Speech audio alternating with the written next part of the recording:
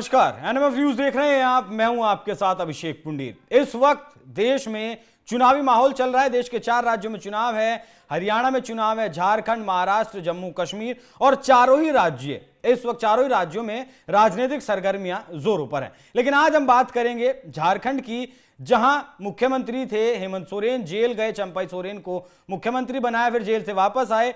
तब बीच में कुछ खटपट हुई और अब नतीजा यह निकला कि चंपई सोरेन बीजेपी के साथ आ चुके हैं। अभी 2 दिन पहले प्रधानमंत्री नरेंद्र मोदी भी झारखंड में होकर आए हैं, जीत का मंत्र अपने कार्यकर्ताओं को देकर आए हैं। लेकिन क्या वाकई में झारखंड में बीजेपी जीत पाएगी? इस बार बीजेपी का परचम लहरा पाएगा? इसी मुद्दे पर चर्चा करने के लिए मेरे साथ 2 बहुत खास मेहमान, अमन कुमार हिंदू प्रचारक सीधे झारखंड से हमारे साथ जुड़ रहे हैं, पंकज प्रसून हमारे वरिष्ठ सहयोगी ये भी सीधे झारखंड से जुड़ रहे हैं। तो पहला सवाल अमन जी आपसे, क्या जमीन है फिलहाल बीजेपी की झारखंड में? देखिए, मैं ये बताना चाहता हूं कि अगर जिस प्रकार से अभी चल रहा है, तैयारियां अगर सही तरीके से बीजेपी की रही और सही तरीके के प्रत्याशियों को अगर उन्होंने चयन करके मतलब कि मैदान में उतारा, चुनावी मैदान में, तब जाकर के बीजेपी कहीं सफल होती दिखेगी। क्योंकि आप जिस प्रकार की स्थिति आप हेमंत सोरेन की देख रहे हैं, वो लगातार योजना जो ला रहे हैं झारखंड में, तो एक से एक योजना ला करके वो लोगों को प्रभावित करने का प्रयास कर रहे हैं। लेकिन बीजेपी को यहाँ पे ध्यान रखना पड़ेगा कि वो सही तरीके के प्रत्याशी को उतारे और सीट का जो घोषणा है उसको जल्द करे, ताकि प्रत्याशियों को समय मिल पाए अपना पक्ष रखने का, बात करने का। और ये तो खैर तय है कि झारखंड में जो वर्तमान सरकार है हेमंत सोरेन से जो है, इससे जो पब्लिक है, आम जनता है, खास करके जो हिंदू समाज है, वो बहुत ही चिढ़ा हुआ है। वो हेमंत सोरेन नाम सुनना नहीं चाहता है। लेकिन इनकी जो योजनाएं हैं, जो लगातार मैया योजना है, ट्रैक्टर देना, इस तरह का जो प्रस्ताव लेकर आ रहे हैं, इसको कहीं ना कहीं बीजेपी को ये डैमेज करने का उनका ये प्रोपेगेंडा है। लेकिन बीजेपी की जो वोटर्स है, जो सहारा और राजधारा को वोट करते उठेंगे, लेकिन हिंदू परिवार है, वो कहीं ना कहीं हेमंत सोरेन की तरफ जाएंगे उनकी योजनाओं को देकर के। लेकिन इसमें मैं यही कहना चाहता हूं कि बीजेपी जो है सही उम्मीदवार को, कॉर्पोरेट लोग को नहीं दे करके, जो सही जो ग्राउंड पे रह के काम करने वाले लोग हैं, उसको अगर टिकट देगी तो कहीं ना कहीं आपको ये दिखेगा कि जेएमएम का सुपड़ा साफ कर सकती है बीजेपी। लेकिन सही कैंडिडेट को देगी तब। ठीक है पंकज जी, लाभार्थी वर्ग को हेमंत सोरेन ने तैयार कर लिया, जैसा अमन कुमार जी ने बताया। लेकिन आप जिस तरीके से बहुत बखूबी राजनीति को जानते हैं, जातीय समीकरण प्लस लाभार्थी वर्ग क्या कुछ कहती है? ये कहां खिचड़ी पक रही है? देखिए, अगर आप मुझसे 1 महीने पहले पूछा होता ये सवाल कि क्या चांसेस हैं किसके, तो मैं बोलता कि हेमंत सोरेन के 80% चांसेस हैं और बीजेपी के 20% चांसेस है। वो इसलिए कि हेमंत सोरेन जेल गए, उन्होंने पत्नी को उतारा, पत्नी सहानुभूति वोट लेने में कामयाब रही, जो कि लोकसभा चुनाव में दिखा भी। जितने भी एसटी रिजर्व सीट थे वो सब महागठबंधन के खाते में गया। लेकिन वो आज से 2-3 महीने पहले की बात है। इधर हुआ क्या है, परिवर्तन मैं बताता हूं। हेमंत बिस्व शर्मा आते हैं, ऐसे तो चुनाव प्रभारी शिवराज सिंह चौहान भी हैं, लेकिन हेमंत बिस्व शर्मा ने पूरी फिजा बदल दी है झारखंड चुनाव की।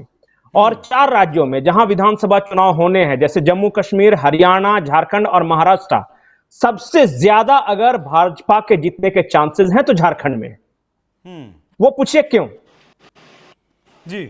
सबसे बड़ी बात कि बहुत चर्चा है मीडिया के तबके में कि ठीक है, मैया योजना है, बप्पा योजना है, भैया योजना है, सब ठीक है। लेकिन ये योजना कहां से आई? अरविंद केजरीवाल फिर से, देखिए इसी हफ्ते वो लागू करने वाले हैं। बहुत सारे लोग मेरे सवाल पूछते हैं कि अरविंद केजरीवाल ने इस्तीफा देने का निर्णय लिया, लेकिन उन्होंने विधानसभा भंग क्यों नहीं करवाया? लेकिन विधानसभा भंग इसलिए नहीं करवाया क्योंकि उन्हें कैबिनेट की बैठक बुलानी थी। खुद चूंकि कैबिनेट की बैठक में जा नहीं सकते थे, सेक्रेटरीट में एंट्री पे रोक थी, कोई फाइल पे साइन करने के लिए रोक थी, तो उन्हें एक ऐसा प्यादा चाहिए था कि जो कि कैबिनेट की बैठक में उनके बिहाफ में सिग्नेचर कर सके। उस मुख्यमंत्री को वो सिलेक्ट कर रहे हैं। वही 1000 रुपया है जो उन्होंने घोषणा की है दिल्ली में देने के लिए, यहां पे वही महिलाओं को दिया जा रहा है, कॉपी है वो। और देखिए, एक बार जैसे मैं भी बहुत घूमता हूं झारखंड में, यहां वहां जाता रहता हूं और गांव में भी जाता हूं। जितना शोर मीडिया में है, गांव वाले समझ रहे हैं कि एक बार तो 1000 दे देगा, उसके बाद आचार संहिता लगनी है, चुनाव की घोषणा हो जाएगी। कैलकुलेशन करवा रहे थे कल मुझसे वो एक बार बताइए दर्शकों को भी। देखिए, नहीं, सरकार का कहना है कि हमने 50 लाख के आसपास फॉर्म भराए हैं, ठीक है। और उन 50 लाख को प्रति महीने 1,000 देने हैं, तो एक महीने का कितना हुआ? 50 लाख गुने 1,000, बता दीजिए आप, मेरा गणित थोड़ा जोड़िए, कमजोर रहा है। 500 करोड़ रुपए 500 एक महीने करोड़ का। ठीक है। हाँ, तो एक साल का कितना हुआ? 12 6,000। 25 60, हाँ, 60,000 करोड़। 6,000 करोड़ 6,000 करोड़। जी। और 5 साल, अगर 5 साल भी ये योजना चलती है तो कितना हुआ ये? 30,000 करोड़। 30,000 करोड़। 30,000 करोड़। झारखंड का बजट टोटल कितना है, अमन भाई जानते हैं? इतना तो झारखंड का वही बजट तो नहीं मैं है जितना बताना चाह रहा हूं ना। ये देखिए, यही लोगों को समझने की जरूरत है कि इनके पास एक तरफ रोना रोते हैं कि केंद्र सरकार पैसा नहीं दे रही, और सिर्फ अकेला ये योजना थोड़ी ना है कि सरकार को सिर्फ यही काम करना है, बहुत सारी स्कीम्स हैं। वो बुजुर्गों के लिए वृद्धा पेंशन अलग दे रहे हैं, दिव्यांगजनों के लिए अलग पेंशन दे रहे हैं, महिलाओं के लिए ये मैया योजना है, इस तरह के तमाम योजना चला रहे हैं। तो 25 रुपए बीजेपी पेट्रोल भी देना है। को काउंटर करने के लिए झारखंड में काम कर रही है, नहीं कर रही है अमन भाई? देख, यही मैं बता रहा हूं कि देखिए, अच्छा अमन जी से जी। देखिए, बहुत बढ़िया बात पंकज भैया ने बताया आपको कि एक ऐसा बैट्समैन को उतारे हैं नरेंद्र मोदी जी, जो कि उनके हर बॉल को सिक्स मारना जानते हैं। वो है हमारे हेमंत बिस्व शर्मा जी। वो बखूबी एक एक क्षेत्र में जाकर के और बहुत बारीकी से झारखंड के चुनाव को देख रहे हैं, समझ रहे हैं बातों को कि किस प्रकार से ये जो हेमंत का जो बॉल वो बॉलिंग कर रहा है उसका प्लेयर, उस सारे बॉल को सिक्स कैसे मारना है। तो तैयारी बहुत पुरजोर तरीके से भाजपा की है, और इस बार जो नैया है वो हेमंत सोरेन की वो डूबने वाली है, क्योंकि पिच पे जो है एक से एक सचिन तेंदुलकर और धोनी जैसे प्लेयर को उतारने का प्लान हेमंत बिस्व शर्मा ने बना रखा है।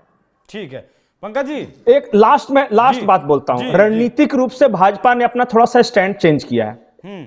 जब ये हेमंत सोरेन के परिवार को टारगेट करेगी तो वो सहानुभूति हासिल करते हैं कि देखिए, मेरा बाप जो है वो बूढ़ा हो गया, मेरे पति को जेल भेज दिया, या फिर मेरी पत्नी बहुत सुंदर है वगैरह, इस तरह की बात करते हैं वो यहां करते हैं।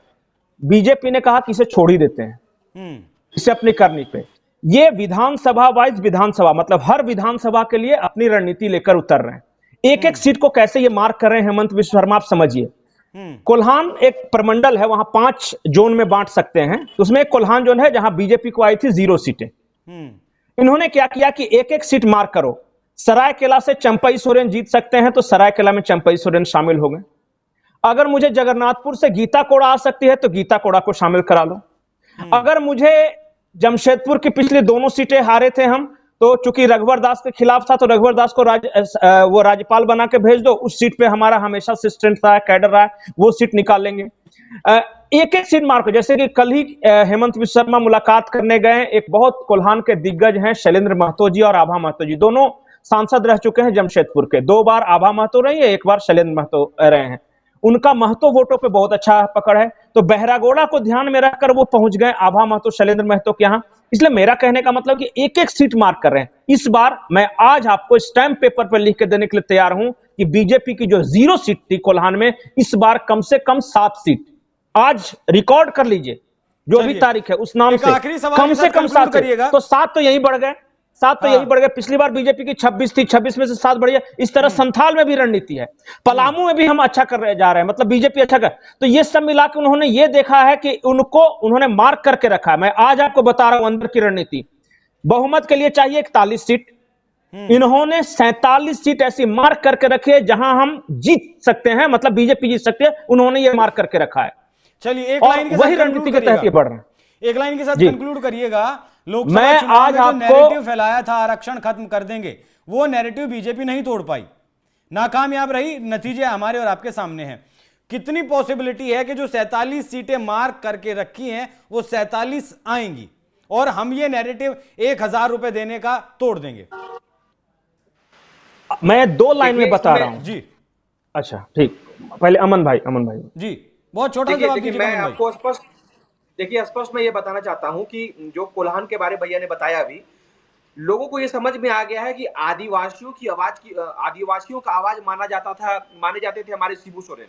उनका मतलब कहिए प्रचार करके हेमंत सोरेन जी हमेशा वोट लेते रहे। अब यहां देखा गया, जब हेमंत सोरेन जी जेल चले गए तो मुख्यमंत्री किन्हें बनाया गया? चंपई सोरेन को। और महज 3 से 4 महीना के उनको मुख्यमंत्री बनाया गया। जब वो जेल से आ जाते हैं बाहर में, तो आने के बाद क्या करते हैं, बोलते कि अब हमको फिर से मुख्यमंत्री बनाओ।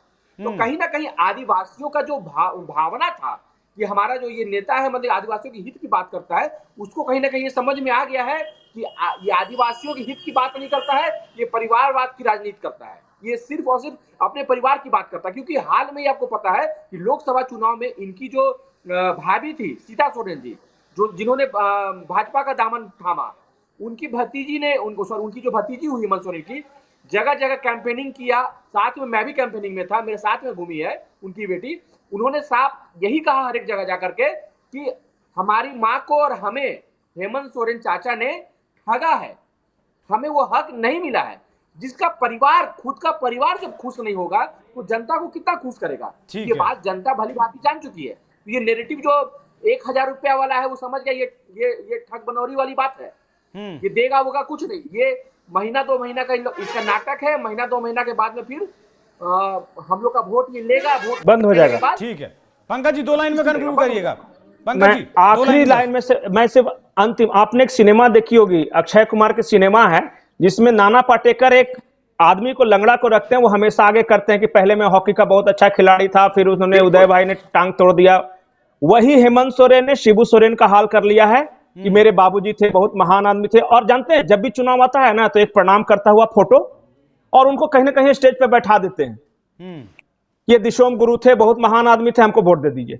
आज की तारीख में झारखंड मुक्ति मोर्चा में एक भी आदिवासी नेता नहीं है, और जो है वो हाशिए पर है, हाशिए पर है। नहीं, कहां आदिवासी है झामुमो में, कहां आदिवासी, कौन आदिवासी? एक आप बढ़िया नेता का नाम बता दीजिए। और जो हेमंत सोरेन के आसपास चक्कर लगाने वाले कौन लोग हैं? एक भी आदिवासी नहीं है। तो ये बात क्या जनता नहीं समझ रही है कि अब लोग इनकी राजनीति को समझ चुके हैं कि परिवार को पालना है। जी अमन जी, मैं बीच में रोकूंगा, एक जानकारी मैं आपको दे दूं कि जब हेमंत अभी तो हेमंत सोरेन जी मुख्यमंत्री हैं और पहले भी थे, तो उनके जो मंत्रिमंडल में जो बढ़िया मंत्री लोग हैं उनको भी अगर हेमंत सोरेन से मिलना होता तो काफी मुसाद हेमंत सोरेन, उनका जो ये परिवार हो वो भी। नेटवर्क इशू कर रहा है अमन जी का, नेटवर्क इशू नहीं, ये कह रहे हैं, मैं एक लाइन बताता हूं जो जी अमन भाई क्या बोल रहे हैं मैं आपको स्पष्ट बताता हूं। एक पिंटू नाम का शख्स है जो मंत्रिमंडल के सहयोगी हैं, उन्हें भी अगर मुख्यमंत्री से मिलना है तो पहले पिंटू से परमिशन लेगा। ये एक्स्ट्रा कॉन्स्टिट्यूशनल बॉडी है अपने आप को। ठीक है, ठीक, तो यही बात कर रहे थे।